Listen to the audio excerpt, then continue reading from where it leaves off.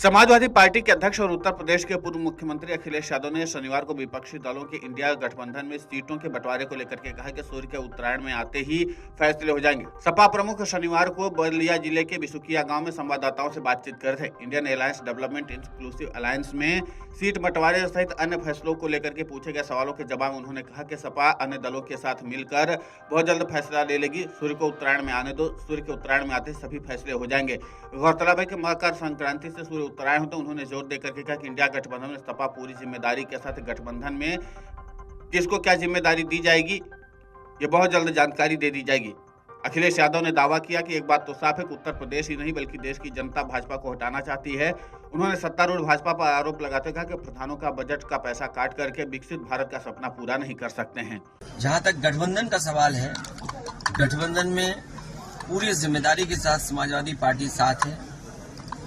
गठबंधन में किसको कहां लड़ने का मौका मिलेगा बहुत जल्दी आपको जानकारी मिल जाएगी। एक बात तो साफ है, न केवल उत्तर प्रदेश बल्कि देश की जनता भारतीय जनता पार्टी को हटाना चाहती है। विकसित भारत का नारा देकर के गांव-गांव वैन या गाड़ियां पहुंचा करके प्रधानों से उनके बजट का हिस्सा काट करके आप विकसित भारत का सपना पूरा नहीं कर सकते।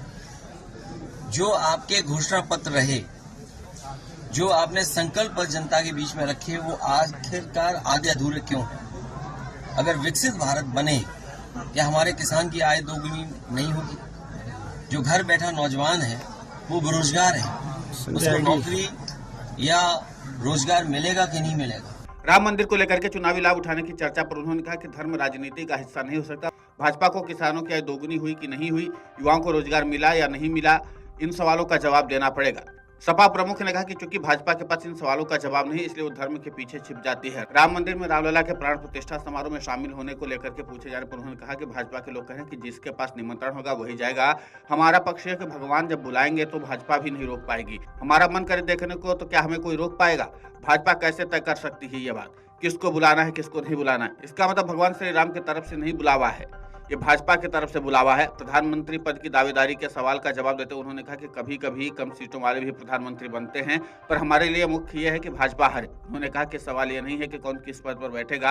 आप बलिया के हैं, यहाँ के चंद्रशेखर प्रधानमंत्री रहे, अब इन बातों को समझते हो और परिस्थितियों को भी समझते हो। कभी कभी कम सीटों वाले भी प्रधानमंत्री बन जाते हैं। चंद्रशेखर 1990 में अपने पार्टी के कम सांसदों के बावजूद कांग्रेस के समर्थन से प्रधानमंत्री बने थे।